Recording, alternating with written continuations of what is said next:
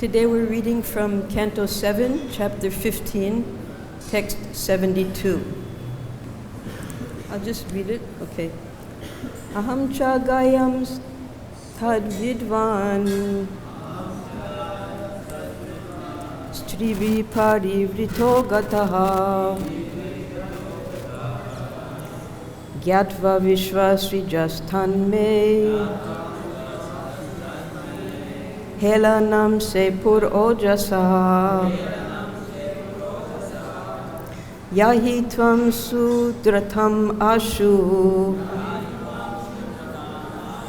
Nashta Shri Krita Helana Aham, I myself, Cha, and Gayan, singing the glories of other demigods rather than those of the Lord. Tat Vidwan, knowing very well the art of singing. Stribi, by women. Parivrita, being surrounded. Gataha, went there. Gyatva, knowing well. Vishvasrijaha, the Prajapatis, to whom the management of universal affairs was entrusted. Tat, that. Tat, the attitude of my singing. Me, my. Helanam, negligence. Shepu, cursed. Ojasa, with great force. Yahi, become. Tvam, you. Sudratham, a Sudra. Ashu, immediately. Nashta, devoid of. Shri, beauty. Krita Helanam, because of transgressing the etiquette. Translation. Narada Muni continued, being invited to that festival, I also joined, and surrounded by women, I began musically singing the glories of the demigods. Because of this, the Prajapatis, the great demigods in charge of the affairs of the universe, forcefully cursed me with these words. Because you have committed an offense, may you immediately become a Sudra, devoid of beauty. Purport by Srila Prabhupada. As far as kirtan is concerned, the Shastras say, Shravanam Kirtanam Vishnu. One should chant the glories of the Supreme Lord and the holy name of the Supreme Lord. This is clearly stated, Shravanam Kirtanam Vishnu. One should chant about and glorify Lord Vishnu, not any demigod. Unfortunately, there are foolish persons who invent some process of kirtan on the basis of a demigod's name. This is an offense. Kirtan means glorifying the Supreme Lord, not any demigod. Sometimes people invent Kali Kirtan or Shiv Kirtan, and even big sannyasis in the Mayavad school say that one may chant any name and still get the same result. But here we find that millions and millions of years ago, when Narada Muni was a Gandharva, he neglected the order to glorify the Lord, and being mad in the association of women, he began to chant otherwise. Thus he was cursed to become a Sudra. His first offense was that he went to join the Sankirtan party in the company of lusty women. And another offense was that he considered ordinary songs like cinema songs and other such songs to be equal to Sankirtan. For this offense, he was punished with becoming a Sudra. Om Ajnana Timurandasya Gyananjana Salakaya Chakshurunmilitam Jena Tasmai Shri Gurave Ma Om Vishnu Padaya Krishna Prasthaya Bhutle Shrimati Bhakti-Vedanta Swami Niti Namane Namaste Saraswati Devi Gauravani Pracharini Nirvishesha Sunyavari Paschatya Desha Tarine. This seventh canto, in summary, it's the answer to two questions that Parikshit Maharaj asked Sukadeva Goswami. First, it appeared from the descriptions that Sukadeva Goswami was giving in the Srimad Bhagavatam that the Lord is partial to his devotees. And Parikshit Maharaj, because he understood Suridam Sarvabhuteshu, that the Lord he's the well-wisher of all living entities, why does it appear that he's more affectionate to the devotees or the demigods than to the demons? So this question was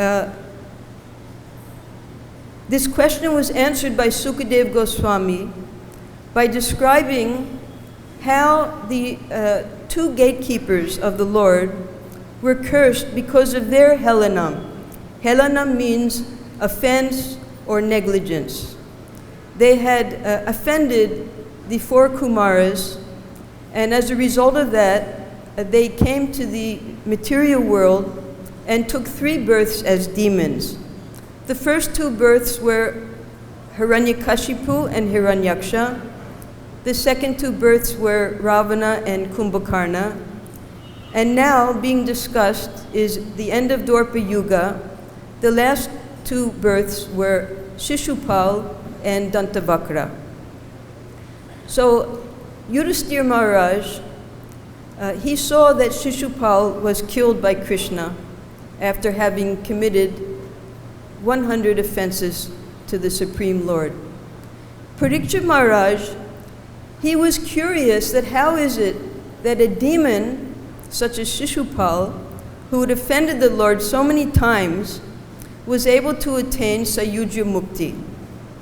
So Sukadeva Goswami, he explained how because the Lord is not affected by the dualities of the material nature, he doesn't see friend or enemy, good or bad, pious or impious.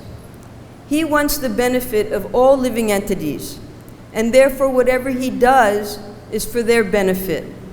So by killing Shishupal, because Shishupal was always absorbed in thinking of the Lord, even in an envious manner, he was Krishna conscious in a negative way, he attained liberation.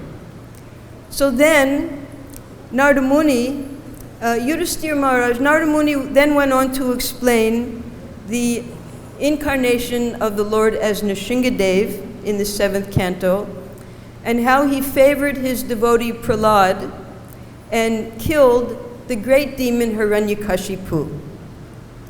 When Yudhisthira Maharaj heard this description from Narada Muni about the killing of the great demon who had received benedictions from Brahma, he was very pleased and appreciated very much the character of Prahlad Maharaj. Prahlad Maharaj, he was a disciple of Narada Muni. Although he had never met Narada Muni had instructed him while Prahlad was still in the womb of his mother. Now, Narada Muni was speaking in this 7th canto to Yudhisthira Maharaj. Narada Muni told Yudhisthira Maharaj that Prahlad Maharaj was a great devotee of the Lord, but actually you have an even higher distinction because the Supreme Lord, he's always living in your house. And great sages and saints, they come to see him. So you, the Pandavas, are even greater and more glorious than Prahlad Maharaj. Then Narada Muni went on to describe the different duties according to Sanatana Dharma. Ultimately, he concluded by saying that the highest service one can render is to serve the spiritual master, because the spiritual master is non-different from the Supreme Personality of Godhead. And anyone who thinks that the spiritual master is an ordinary living entity he commits offense and he won't be able to make spiritual advancement. So Narada Muni, at this point, in this chapter, he's explaining to Yudhisthira Maharaj how he had once committed an offense. If we go back even further, there's a Purana called Brahma Vaivarta Purana. In there, there's back in history, a further description of how this pastime occurred. Because we always hear, from the first canto even, Narada Muni gives the same description to his disciple Srila Vyasadeva. He said that he was cursed as Upabardhana, the Gandharva, to become a Sudra. But how did he become a Gandharva?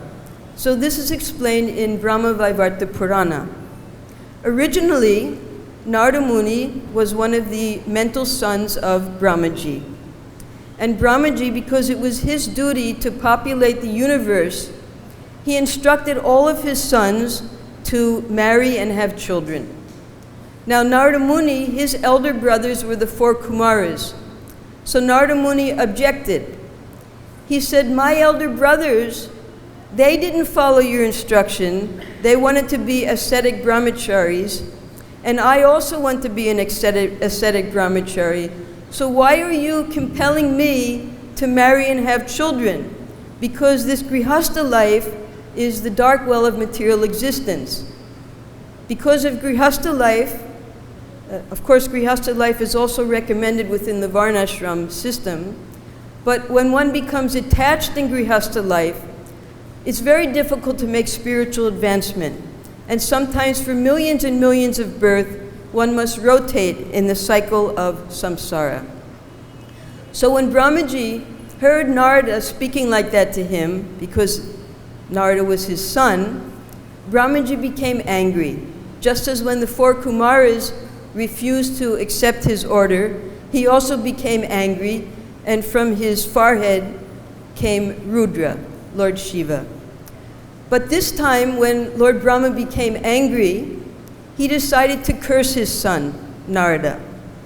And he said, you will become a Gandharva, and you will be surrounded by many beautiful women, and you will forget all about spiritual life and commit offense. And because of this offense, you will have to take another birth as a Sudra and lose all of your beauty. And then in that birth, you'll be able to become liberated. And in the next birth, you'll be able to come back and reinstate yourself as Narada, my son. So this was the curse of a father upon his son. Now Narada Muni, he felt that he hadn't committed an offense.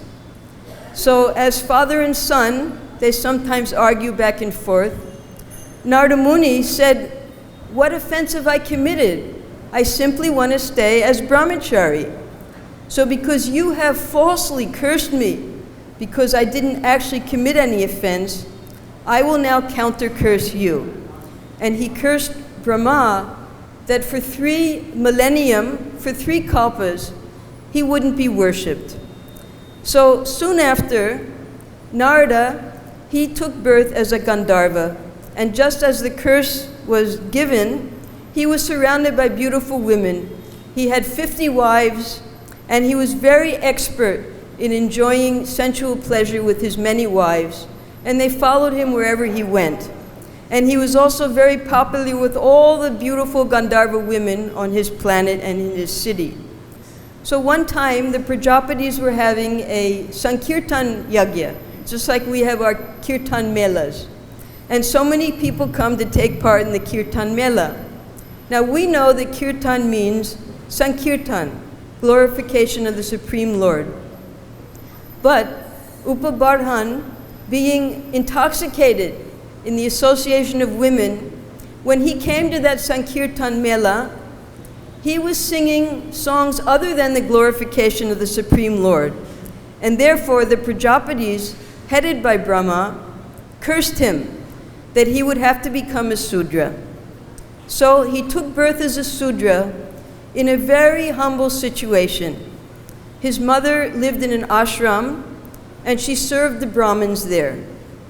And the Brahmins, because she served them, his young son, he was able to also render service to these Brahmins, these Bhaktivedantas.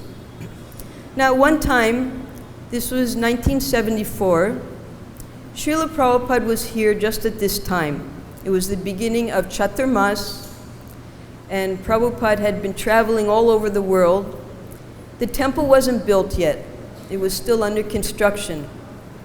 So we had our classes. I think Smarahari, he was the only person who was here then. Anybody else came in 1974?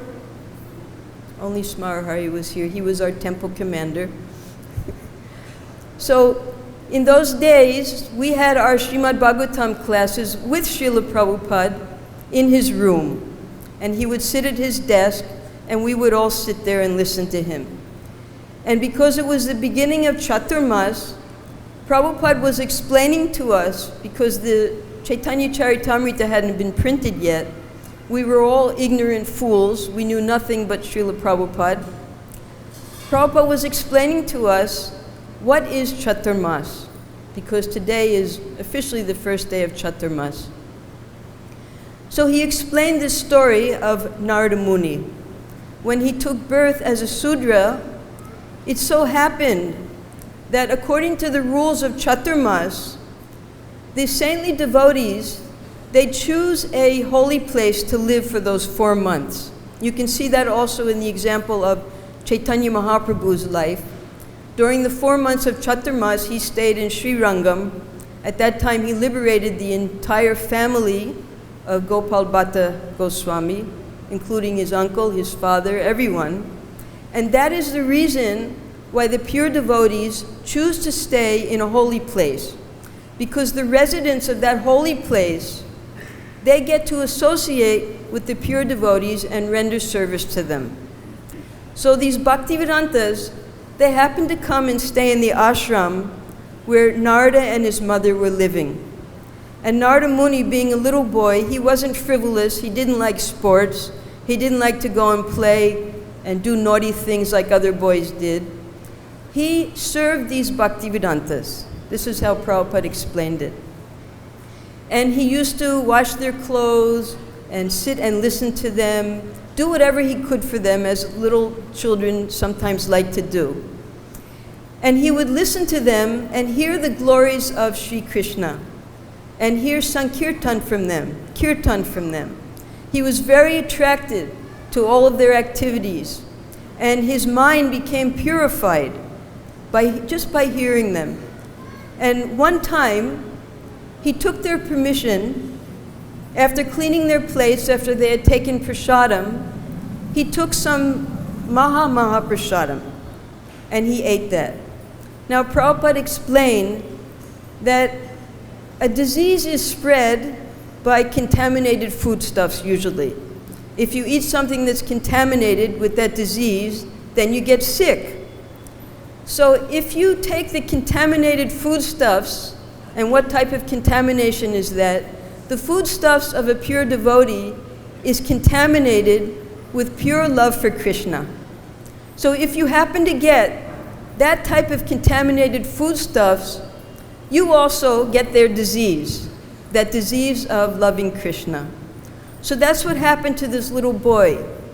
During Chaturmas, he got contaminated by the pure devotees, and he fell in love with Krishna, and he just wanted to serve these pure devotees. So these Bhaktivedantas, at the end of Chaturmas, it was time for them to travel and preach again. And this little boy, he wanted to go with them. They very mercifully actually initiated him into the chanting of the holy name at that time, even though he wasn't qualified in any way other than his pure desire to serve them. And because of that initiation into chanting Krishna's name, when they left, he continued to chant the holy name of the Lord. Soon after his mother died, he had no one in the world, so he started to travel and wander around all over the world. He was sitting under a tree one day and meditating on the holy names of the Lord, chanting, and he wasn't interested in eating, he wasn't interested in anything, just like any pure devotee. For instance, during Chaturmas, in the Hari Bhakti Vilas, it's recommended that we perform many austerities to give up the 4 animalistic activities of eating, sleeping, mating, and defending. There are many restrictions. And people who don't yet have the affection or the attachment to chanting the holy name, they externally try to follow all of these restrictions. Why? Sometimes it's for pride, sometimes it's to get something, but the actual purpose is because a pure devotee, he naturally follows all these rules and regulations because he's fully absorbed in chanting the holy name. Now, we're recommended to increase our chanting. Prabhupada very much simplified at that time our observance of the Chaturmas. He said there are 4 months, and during these 4 months, each month, you perform one austerity. And he wanted everyone to perform these austerities, whether they were grihastas, brahmacharis, sannyasis. And that is the first month, you don't eat any green leafy vegetables, called spinach in English. In the second month, you don't take Daivi. In the third month, you don't drink milk. And in the 4th month, you don't take non-veg or food that has high protein, because high protein is also considered non-veg, such as urad dal. So Prabhupada, being the most merciful spiritual master, he simplified all the rules and regulations of Chaturmas for us by giving us those 4 regulative dietary principles. At the end of Chaturmas, hopefully, we become purified enough, we can observe during the Kartik Mas something called Urjavrat. So the devotees, they didn't know what Urjavrat was, and Prabhupada explained to them, Urjavrat means you chant Hare Krishna 24 hours.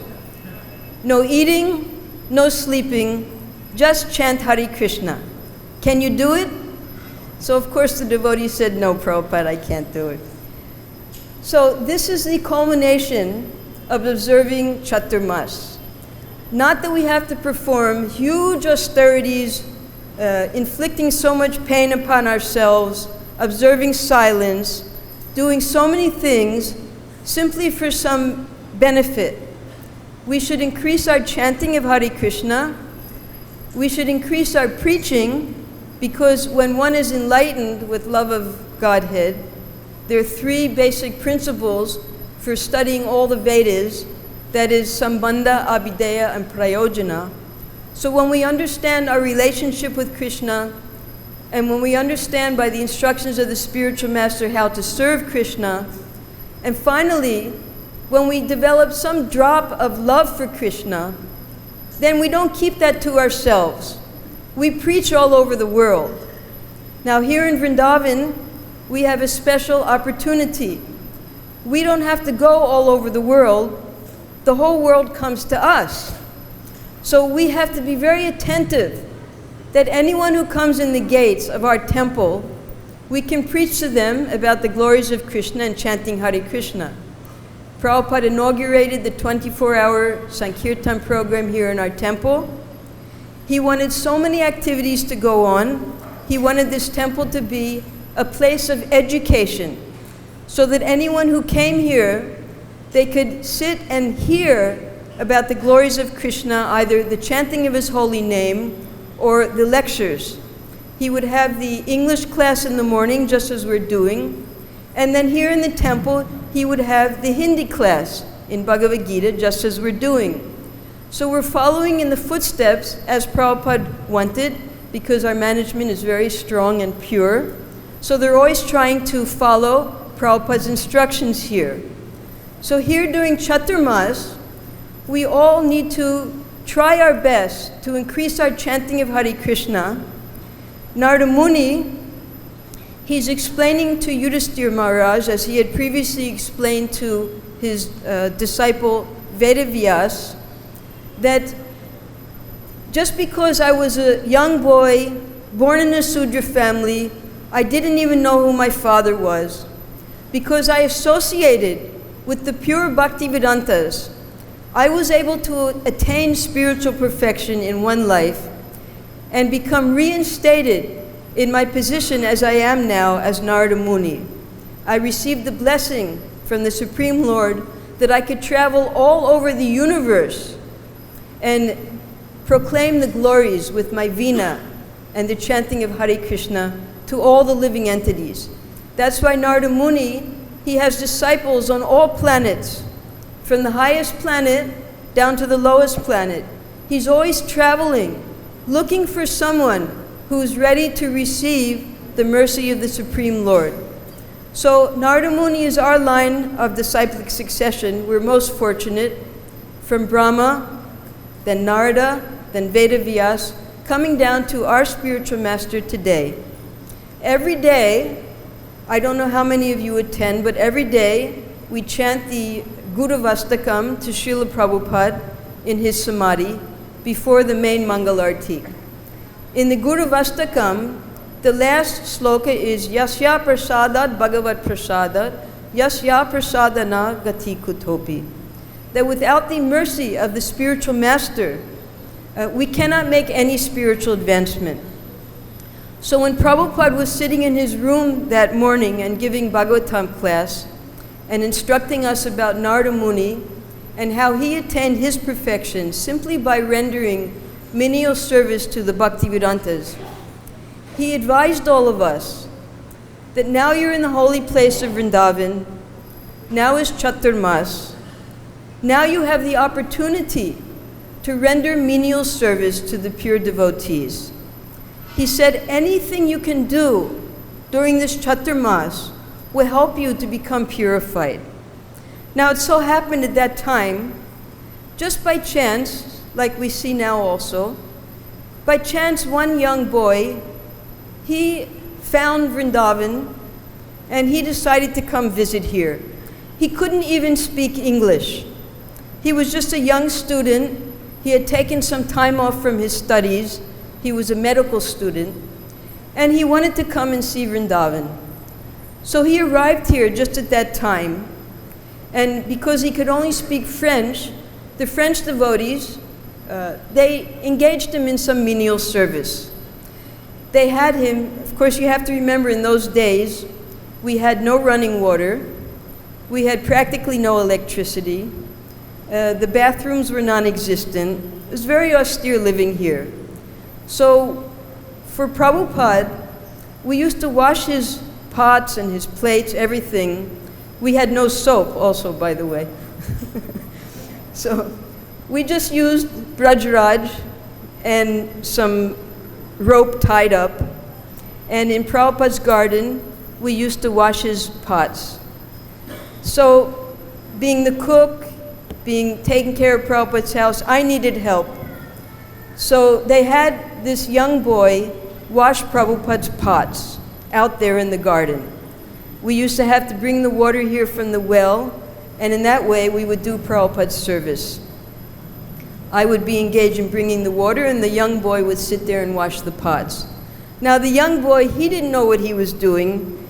He didn't speak a word of English.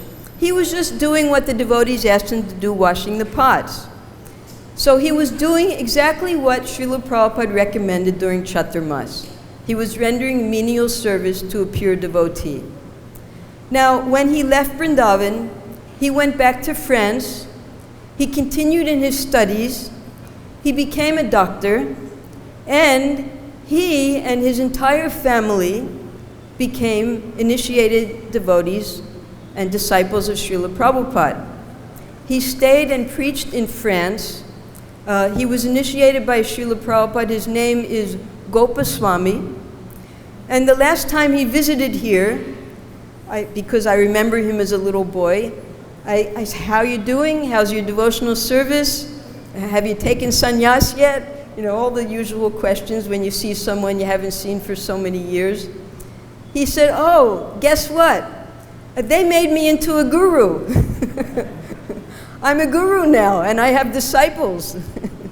So this is the effect of rendering menial service to a pure devotee during Chaturmas. You don't even have to understand what you're doing. And here we are in the holiest of holy places, Sri Vrindavan Dham, in the best time, Chaturmas. So we should look for a wonderful menial service that we can perform for Srila Prabhupada and our Guru Maharaj and all of the pure devotees who live here.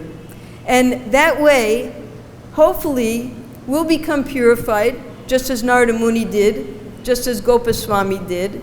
And not that we're aspiring to become, no one here, I believe, is aspiring to become a guru, but at least we'll develop our pure love for Krishna, just as all the great devotees have done by serving their Guru Maharaj. Now, it may be questioned if the holy name can purify anything by its potency. What is the necessity to take initiation? All I have to do is chant Hare Krishna. Well, according to Sanatana Goswami, initiation is essential. One must seek out a pure devotee and serve his lotus feet and inquire from him submissively. Just as Pariksha Maharaj, he was the grandson of Arjuna. He was personally saved by the Supreme Lord while he was still in the womb. He had darshan of Bhagavan Sri Krishna. Still, he accepted a spiritual master and heard from him submissively and inquired from him submissively. So this entire Srimad Bhagavatam, 18,000 slokas, is simply the conversation of a spiritual master and his submissive disciple. When the spiritual master sees that the disciple is chanting Hare Krishna very nicely and avoiding the 10 offenses, and he has a service attitude to the Guru, then he decides to initiate that person. So first initiation, that's practicing. When you receive the Hare Krishna Maha Mantra, we're practicing for our real initiation when we receive mantras from our spiritual master. That's second initiation. And then when we become perfected and we're able to give up all of the desires of the body, and we understand that our whole life should be dedicated to the service of our spiritual master, then we take third initiation, which is sannyas initiation. Now, we've heard in the Srimad Bhagavatam that Narada Muni, while he was traveling once, his brother Daksha, he took the instructions of his father very seriously, and he had many thousands and thousands of children to populate the universe. He had, at one time, he had 10,000 sons, the Haryashvas, and he sent them, because he was following the Varnashram system, he sent them to do tapasya at a sacred place and to associate with the pure devotees. Now, Narada Muni, he happened to meet these Haryashvas, and he convinced them by preaching to them that they should follow the instructions of their real father, who's the Supreme Personality of Godhead, and give up their temporary father, Daksha, and devote their whole life to serving the lotus feet of the Lord. So the Haryashvas, they never returned home, and Daksha was very angry about this. So Daksha, he decided to have another 1,000 sons, the Shalasvas, and he sent them again to the same place, and again Narada Muni was waiting for them. And he preached to them to follow their brothers, their elder brothers, give up everything, and simply devote their life to serving Krishna. So Daksha also lost his 1,000 sons. By this time, Daksha was so bereaved, having lost all of his sons, and not being able to carry out the instructions of his father. When Narada Muni came to tell him that the sons are now gone, Daksha cursed him. Daksha said, "You are doing violence. Without understanding the miseries of Grihastha life, how can one give it up?" This is Daksha's philosophy. He said, first you have to suffer. And then when you understand how miserable Grihastha life is, then you never want to take part again in Grihastha activities. So actually, the renunciation of my sons was false, because you never gave them a chance to enter into Grihastha life and suffer. So Daksha was so angry with Narada Muni. He says, because you have committed this great offense to me by taking away my sons, I curse you that you can never stay in one place at any given time, at any time. You must always be traveling. So Narada Muni, he of course accepted that curse. He saw it as a blessing, and therefore he was always traveling and preaching. Now, because we're in that disciplic succession of Narada Muni, that curse has come down to us. And Srila Prabhupada, he explained to us that because he took away the sons and daughters of so many people, those parents have now cursed him in the same way that Daksha cursed Narada Muni. So for that reason, Srila Prabhupada was constantly traveling. Although he had so many beautiful rooms and he had his house here in Vrindavan, he couldn't live in any of them. He was always moving and traveling and preaching. So he explained to us that now I'm an old man. Now I just want to translate. I still have so many cantos of the Srimad Bhagavatam to translate.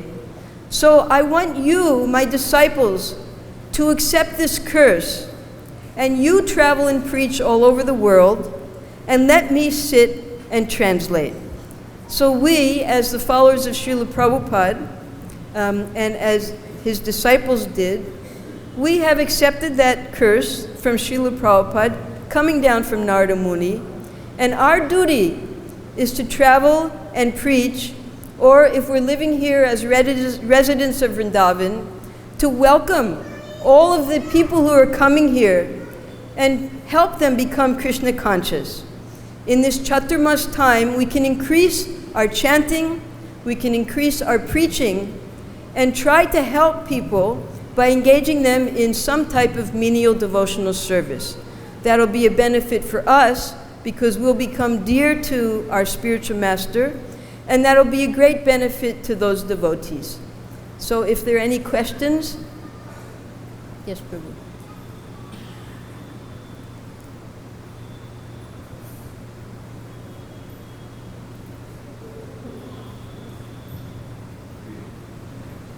You mentioned that Shishupal was committing so many offenses against Krishna that he achieved liberation. And Narada Muni was making a mistake of glorifying demigods and surrounded by women. And it was said he was cursed for that, but it seemed like he was benedicted by taking birth and having the opportunity to serve the Mahabhagavat. He actually achieved a blessing. So how are we to understand that what they're saying that it's offensive to glorify the demigods or do different things which are not within the Vedic literature, but it seems that the results of those activities ended up being benedictions for those people who committed the crime. That's exactly why Narada Muni and Sukadeva Goswami is telling this story, because he's explaining to Parikshit Maharaj that whether it's a curse or whether it's a blessing, both are meant for the upliftment of the living entity. So this word helanam comes in many, many places all over in the pastimes of the Srimad Bhagavatam. For instance, helanam is used when Jaya and Vijay offended the 4 Kumaras, and they were so-called cursed. Then helanam is used when Dhruva Maharaj was killing all the yakshas. Brahmaji came and said, actually you're committing an offense to Kuver, who is the brother of Shiva, and to Lord Shiva, because these yakshas are actually elevated souls who are the servants of Kuvera. So, and then Kardama Muni, he also considered that he was committing offense because he had welcomed the Lord as his own son, but actually he was in the degraded Grihastha life. So Helenam, committing an offense, can also be seen as receiving a benediction when one gets cursed.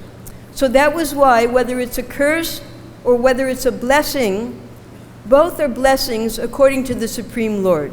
So when Brahma originally cursed his son Narada to take birth as a Gandharva and then to take birth as a Sudra, that was to purify him so that he could understand that actually the greatest blessing is to serve the spiritual master.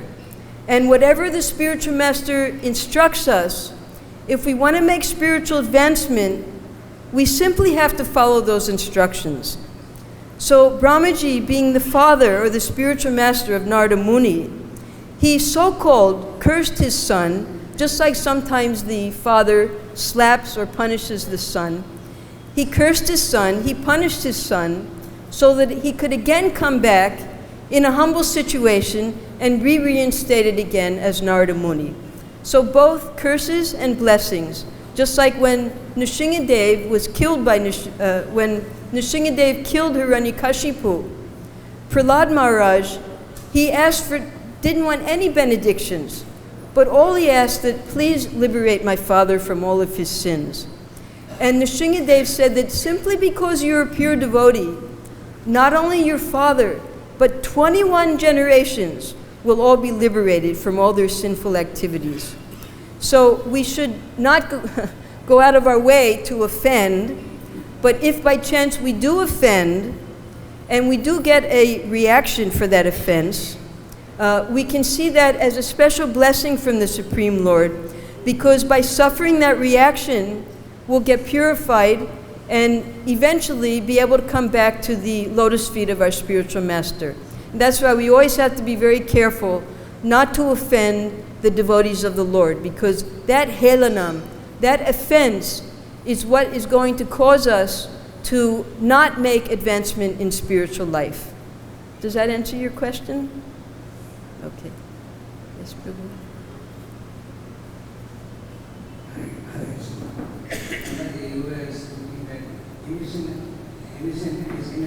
Innocent. So what we see in the previous life of Pandavas and Dhruva Maharaj and Prahlad Maharaj, so I cannot understand how they were initiated by Narmuni or by Krishna. Pandavas, how they were initiated. When initiation is initiation, then how did they get initiation? Initiation means receiving the Krishna mantra, a mantra of the Supreme Lord from the Guru. So Dhruva Maharaj, he received the mantra Om Namo Bhagavate Vasudevaya from Narada Muni. That was his initiation. And so far as the Pandavas are concerned, their Guru was Vyasadeva, Srila Vyasadeva, and he instructed them in so many ways, and Krishna personally instructed Arjuna. So initiation in that sense, I don't know about a formal initiation of the Pandavas, I can look it up, but they were definitely, because they were so dear to the Supreme Lord, he personally lived with them, so we can assume that they had a spiritual master that was Srila Vyasadeva, and when he gave them a mantra, I don't know. I'll look it up for you, okay? Any great devotee, they all have spiritual masters. You can name any devotee, and they'll all have a spiritual master. And how about the Kauravas, Duryodhana and others? How about the Kauravas, Duryodhana and Who? others? Huh? Kauravas. The Duryodhana and his other brothers. How did they get initiation or how they were? Because he was studying Balram, he got instruction from Balram. So whether Balram had initiated him or what?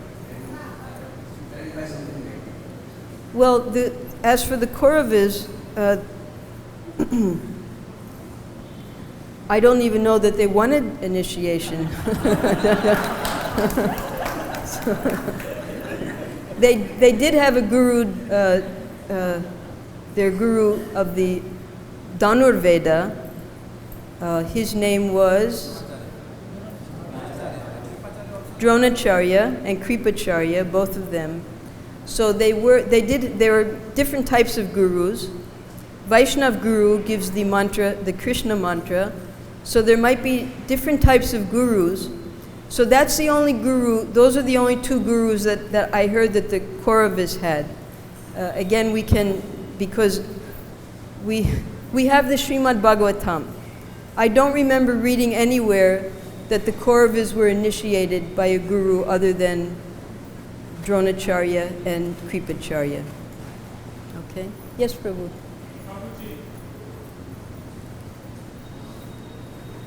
At the International Leadership Conference in Mayapur last year, Banu Maharaj was asked to give a seminar on initiation. And from Srila Prabhupada's books, he has shown how Srila Prabhupada refers to initiation in about 6 or 8 different ways. Yes. So we have a particular format, a particular ceremony in which we conduct initiation, but from things that Srila Prabhupada actually said himself, he has quoted 6 or 8 different types of initiation. It was a very, very interesting seminar, especially for our preaching and so on. And I asked Maharaj if it was possible to get a copy of the slides and the presentation that he did. He said yes. He sent me a copy of the whole presentation that he did on initiation, and I would be very happy to send a copy of that to you so that you can understand Banu Maharaj's explanation of different types of initiation. So it's then we can understand when Daivi Shakti Mataji is saying he was initiated, it's not that they had the same ceremony we have today but there is different interpretations of the word initiation. Srila Prabhupada explains these 3 different types of initiation in the Chaitanya Charitamrita. So I was simply describing how Prabhupada described initiation. If there are other types of initiation that Banu Maharaj has found, that's wonderful, but 8? 6? 8. Okay. I was just describing the way Prabhupada described it in the Chaitanya Charitamrita. Okay. Yes, Prabhu.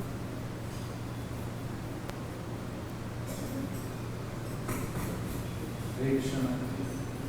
Thank you for sharing your personal experience with Srila Prabhupada. It was very heartwarming. And Mataji, my question is that it's a very very common instruction that we should chant more in Chaturmas, festivals, and different occasions. However, if one has a lot of service and you have a lot of pressure of service and you're able to do 16 rounds with whatever intention you can, but you don't have enough time to chant, setting in a particular place for dedication. So you don't have, let's say, more time to chant sitting at one place because you've got a lot of service. So connected with ISKCON, you have a lot of service. So how do you balance with this necessity to chant more in Chaturmas, festivals, vis-a-vis the service you've got? So you could share something on that. Are you initiated? Not yet. Not yet, okay. So at the time of initiation, you'll take a vow to chant minimum 16 rounds. Are you chanting 16 rounds yet? Yes. Yes, wonderful. So I hope you take initiation soon. So once you take a vow to chant minimum 16 rounds, so long as you can chant those 16 rounds, Prabhupada's satisfied. If one is fortunate enough to develop a taste for chanting Hare Krishna, then naturally, one automatically, without any rules and regulations or any force, one automatically gives up 4 things. They give up eating, they give up sleeping, they give up mating, and they give up defending themselves. That's because they're so absorbed in increasing their chanting of Hare Krishna that they find time that, let me skip prasadam, let me sleep a little less, I don't have to go home tonight, you know, I'll stay in the temple and chant. They want to chant more. And the way they find time to chant more is to find ways to give up those 4 activities. No one's saying to give up service. It's those 4 activities that are naturally, not artificially given up when one develops a taste for chanting Hare Krishna. Okay? All right, thank you very much. All glories to Srila Prabhupada.